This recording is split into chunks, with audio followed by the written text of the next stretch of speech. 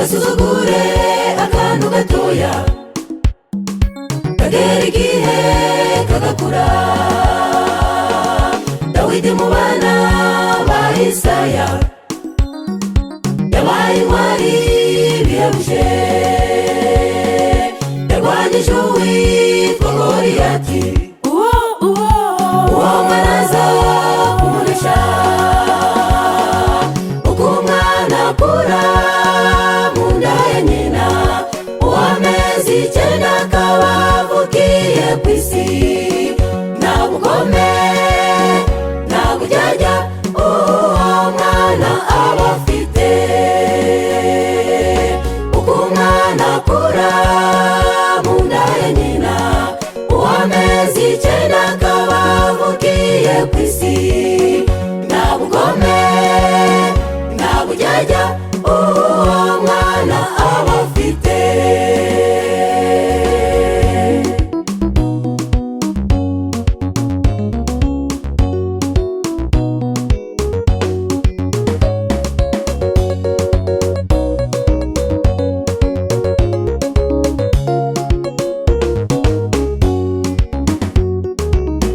Ariko wasiwe utumazeho icyitwa umuryango, ubwicanyi uburozi ku bana batoya, icyitwa ikiyobyabwenge ku bana batoya. Bareke wasiwe, Imana ibafitiye umugambi.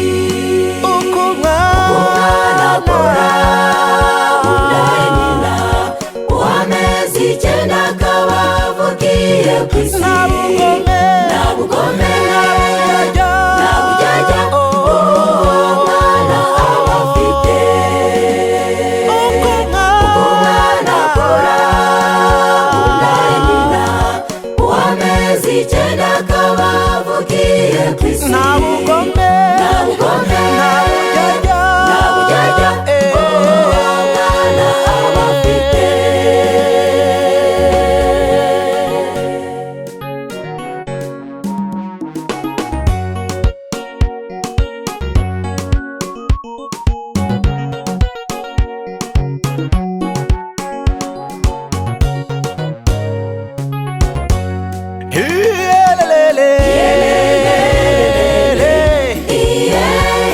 Bareke ubutwari bwabo abitwa abana n'utarabaye umwana,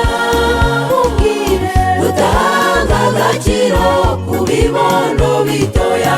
Ni Yesu bivuze, mureke abana bato bansange.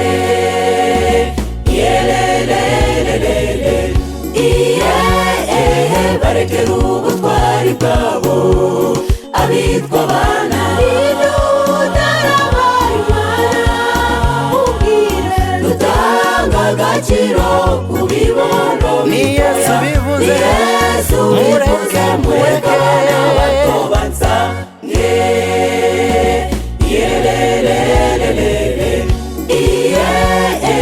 Barekere ubutwari bwabo abitwa abana n'utarabaye umwana, dutanga agaciro ku bibondo bitoya. Ni Yesu Ni Yesu bivuze, bivuze, mureke abana bato bansange.